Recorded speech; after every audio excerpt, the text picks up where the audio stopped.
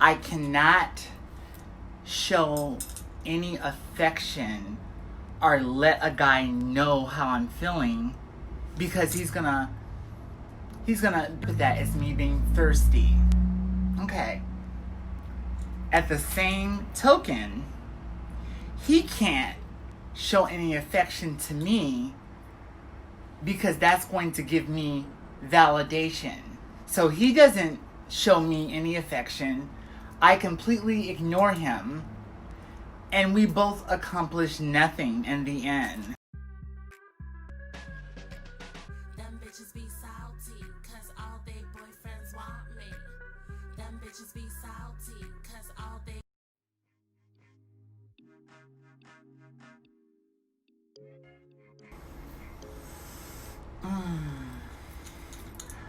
I started doing this new tradition to where I do a little meditation before every video, just so I can be in the perfect headspace.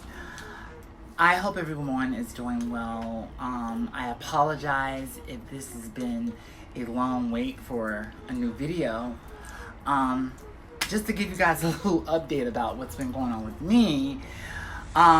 A lot has been going on with me, because we live in 2020, and kind of like my title alludes to, men have become less masculine, actually more feminine, and women have become more masculine. However, I really wanted to touch bases on this topic here, because I have been binge watching a lot of videos lately. A lot of videos from men. Most importantly, men that are considered to be alpha male coaches. And I've been doing my homework because of the fact that in this time, in this era that we live in, you know, this pandemic that we live in, it's very important to be very aware of your surroundings. It's very important to be very aware of what you're dealing with. And that's why I'm here, to help you navigate through those things. Now, I know a lot of people that have seen some of my past videos or antics and probably say like, why is she, why is he, you know, giving dating advice? Or, honey, I'm gonna tell you this straight up. I do not claim to be a dating guru. I don't claim to know it all. I am giving my personal experience on how I have dealt with different types of men, different races of men, different ages of men throughout my 29 years of life. You know, and I feel like I've done it all. I mean, this thing says today I'm a mermaid. Well, you know what? I'm going to change that. Today I'm going to be a unicorn, because I am going to basically give you guys a rundown of why I feel that the gender ratio and the gender roles are changing right before our eyes. So as I start this, I'm going to say that this is going off of my experience as a two-spirited trans woman, black trans woman. For lack of better words, I'm in love. I'm in love with someone else's husband. If I'm meeting somebody online, okay, and we're exchanging phone numbers, we're exchanging, you know, kicks and all snaps and all that stuff. You're asking for my address and all this stuff. You're asking for vids. You know, I'm under the impression, because you're leading me on to believe that we're about to link up. We're about to link up. Okay. So after you have gotten all of this, so then you conveniently tell me at that point in time, I'm gonna hit you up sometime next week. Not this week, next week.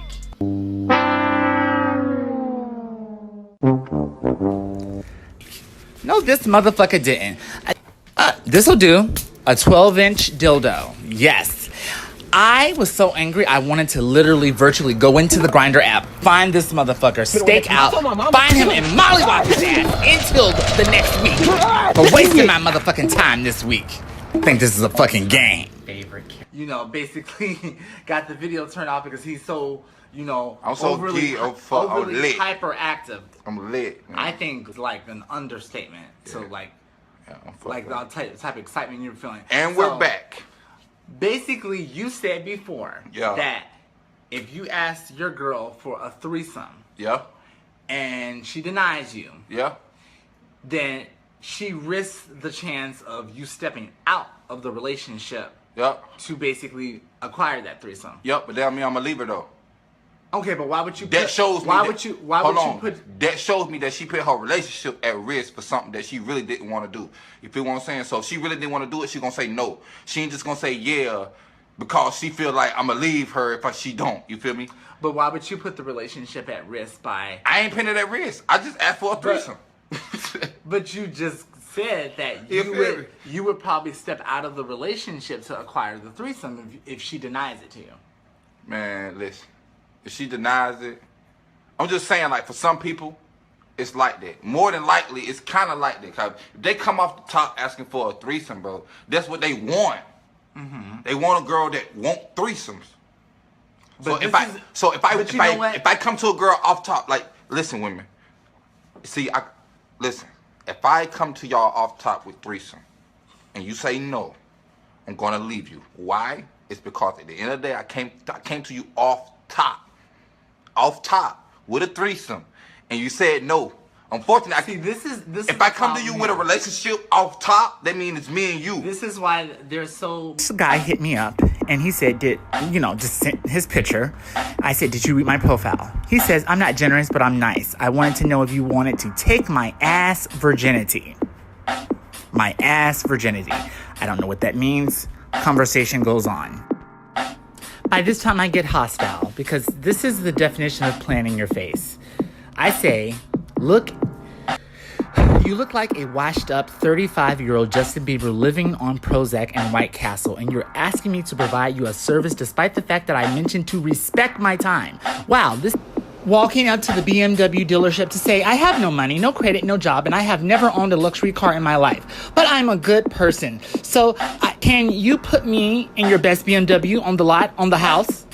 See how ridiculous that sounds? But these men don't understand the disrespect that it takes. They don't even think that there's any disrespect whatsoever. This is going off of my experience as a person that has been able to put myself in the male shoes and in the female shoes.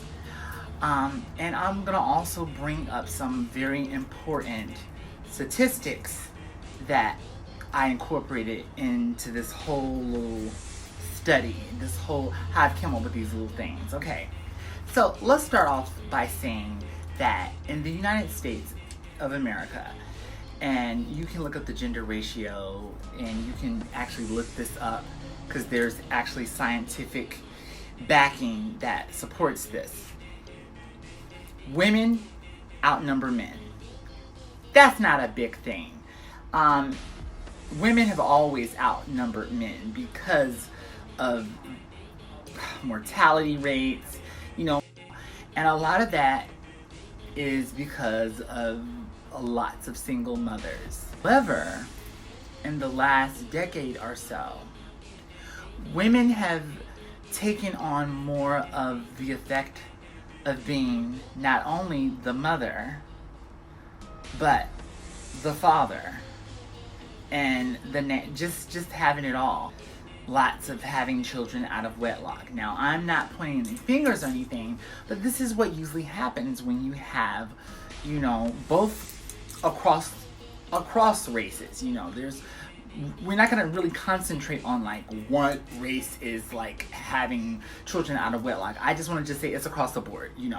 Whites, blacks, Latinos, you name it. Everyone has a teen pregnant daughter in their culture. So we're not gonna even get into that. That's a whole nother video. I will say this. By not having a two-parent household, it creates a lot of different challenges, and it sets the dynamics up for what we're about to go into as far as like this whole pandemic. It is a pandemic in the dating world. I will definitely say that. This whole pandemic of dating in 2020. A lot of men and women do not know how to date. They don't even know what dating is. A lot of what a date is has gone straight out the window.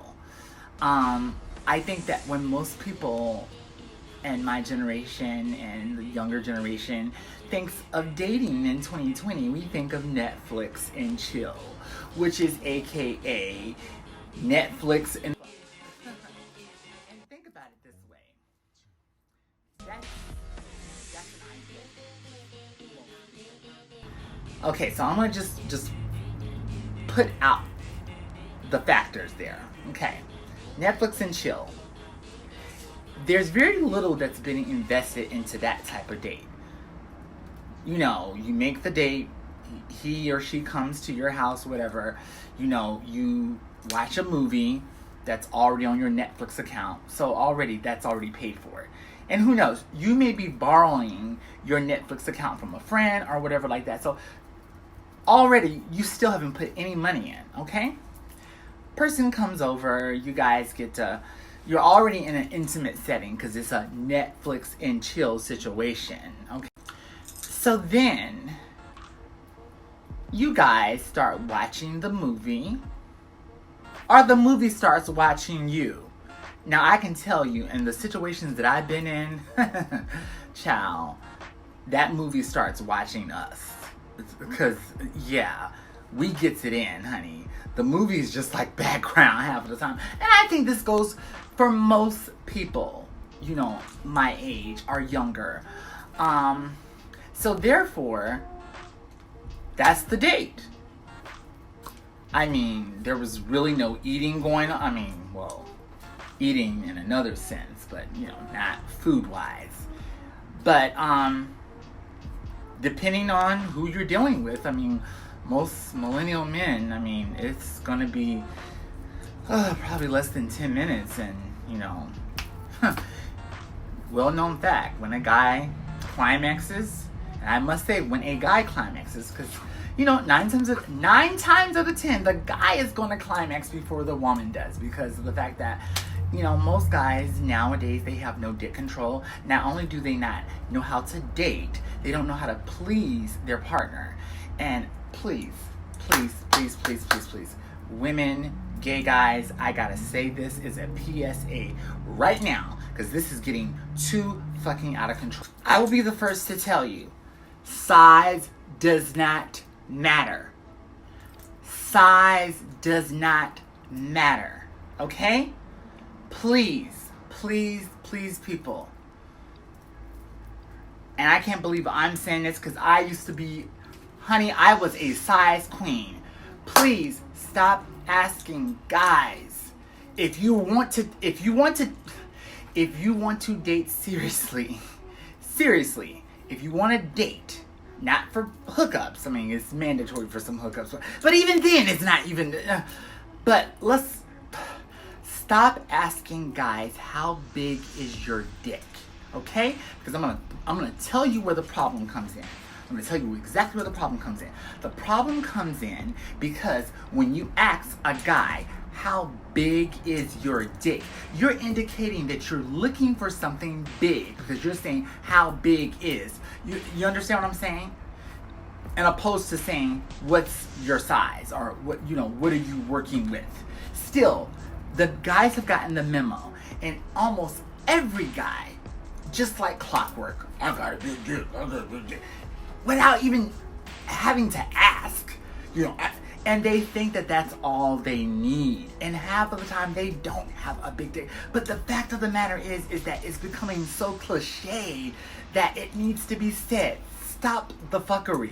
And if he wants to insist that he really does have a big dick, then this is how you put this to shame. Okay, you really have a big dick. Okay, you want to put some money on it? Okay, you're 10 inches. Okay. I'm gonna put some money on it, because, I mean, honey, I measure. So if you're not 10 inches, then you're gonna owe me $10 or $20. You know what I'm saying? When you put an incentive on the line, people start telling the truth really quickly, okay? Also, this goes for girls too, and I know this is gonna be hard to hear, especially coming from a girl like myself that has cakes on, or, you know, bottom heavy. Size does not matter. A girl with a big booty does not matter. I'm gonna tell you why. Because men are visual creatures. I should know this. I'm a man. I was born male, okay? But men are visual creatures. That's gonna get their attention initially, but it's not gonna keep their attention. Trust me, honey. Yes, I mean, I clearly got ass. I'm not trying to brag, but let's be frank, let's be honest. Honey, it hasn't gotten me a husband. Shit, I'm doing this video with y'all on a Friday night. Clearly. You think that if my ass was really getting me through, It ain't that the out of all end the all productive be things, all, honey. out of all of the niggas All that the I way would love 100. to, you know, be spending time with, I would be sitting here doing this video talking about, like, why, child. Let's get back into this. Okay. So, I really started binge watching a lot of these alpha male gurus. And surprisingly, I was really astonished. I was astonished and I was amazed because these guys that I watched, they knew their stuff. And most importantly, they had a fucking audience. They had a following. I think it was more disturbing to see in the comments of a lot of these alpha male gurus that men from other countries, you know, different cultures, were like praising these guys and like, oh my God, you changed my life. You know, I used to really be faithful to a bitch. Now because of you, you know, I got bitches on Rolodex. Now, I'm going to say this because I'm a very free-spirited person, and people have seen my past videos about how I talk about free spirit, and, you know, I don't really believe in monogamy. I still have those belief systems, but see, what I'm seeing here, I'm seeing a culture. I'm seeing a culture of a generation of men that are taking it beyond free-spirited loving, okay? I'm seeing a culture of men that don't appreciate just basic relationships, friendships, relationships. I'm seeing a generation of men who are seeing women as completely nothing more than a pair of disposable contact lenses or a wet wipe. You know, let me explain what I mean here. I know a lot of people tend to think that I lean more to being a feminist or a man hater, but make no mistakes about it. I am not. I love men. I benefit from not only men, but also masculinity as well as femininity. I embrace both components. And for that very reason, this is why I feel that both components must coexist in order for us to be able to excel and elevate in this world. That is why the whole purpose of this video is titled Men Are Becoming More Feminine and Men and Women Are Becoming More Masculine. You know, the fucked up thing about that is that they need to be equally balanced. One does not need to be more than the other. I digress. One of the things that I saw that was existent and that was a constant revolving issue amongst a lot of these alpha male dating gurus was the fact that a lot of this information was very contradictory, okay? Because they would give men advice and they would say, you want a feminine woman. You want a woman that's going to obey. You want a woman that's going to, that's going to listen to you and that's not going to talk back. Okay, follow me here? But then in the second breath, you'll say, you want, if stop giving these bitches validation. If you see that she looks good or, she has it going on, don't say nothing to that bitch, because if you compliment her or whatever, you just gave her free validation. Fuck her. Make her chase you. Okay, so that's right there. That's exhibiting very feminine behavior. Because as far as we were taught in society, the men chase the women. Now you're saying the men need to be the females and just, honey, a lot of these practices they're just that. They're just practices. But then people are being the subject of these practices. And you wonder, why so many people are single and then lonely. Now, I would like to make a general observation, okay? When I was coming up in the late 90s to the 2000s, I saw a paradigm shift, a huge paradigm shift that happened. And I'm going to tell you how it happened. The 90s was already liberating for the women empowerment movement, the LGBTQ movement. But moving from the 90s to the 2000s, you had anthems that were heavily encouraging women to be liberated, to, be independent women, have your own money. I don't need no scrubs. Just really liberation. Yeah, empowering women to be independent, to get it on their own. Okay? In a lot of ways, when I look back at how influential groups like Destiny's Child, 702, TLC, how influential they were like, social media influencers before there was social media influencers.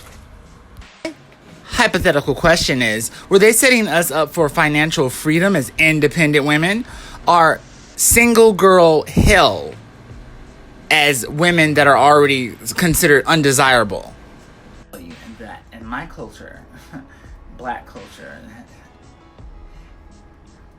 a female is more valuable and more desirable as a baby mama than being an entrepreneur or being, a CEO and I'm gonna just say it. I mean, yes. So let's look at, for example, someone like Black China. She'll be the baby mama in this example. Most black men are gonna roll with her versus someone like Rihanna. And let me explain here. Let's break it down. Okay. He's gonna say that off of face value because Rihanna is an icon, a sex symbol. But when he starts to move into circles with her and he realizes that her money is long, way longer than his, and he starts noticing that he can't compete with these other men, these other people that have this long money, and that you're now being considered to be Mr. Rihanna, it's going to have an effect on him. And if you don't believe what I'm saying, take a close look at the very interesting, toxic, but, and I have to say this with all respect, the very toxic, but the very legendary relationship between Whitney Houston and Bobby Brown. And the reason I say that is no shade to Whitney or anything, because I love Whitney. But that relationship was the quintessential hood relationship that a lot of African Americans based it and used as a template because of the fact that you had America's sweetheart, which was Whitney Houston, being with America's bad boy. And a lot of women related to that. A lot of women related to wanting the bad boy. So they vicariously lived through Whitney and Bobby. So, but if you notice in that relationship, it did take a toll on Bobby Brown, because Bobby Brown was a star in his own right before he met Whitney Houston. But he had to take a seat to the back, way back, you know, being the husband of one of the greatest singers of our time, you know? So that is what I'm going to say, you know. Yes, any guy is going to want to have Rihanna just off of face value. But as time goes by, honey, if he's a real man, if he's a masculine energy man, that's going to weigh on him very heavy, that his woman's making more money and making big moves, and he can't even compare to that. No doubt about it. No if and buts discussion. Period.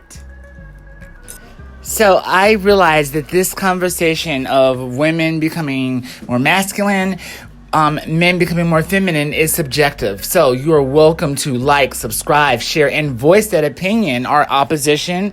Are you agreeing in the comments? Please. You know what to do.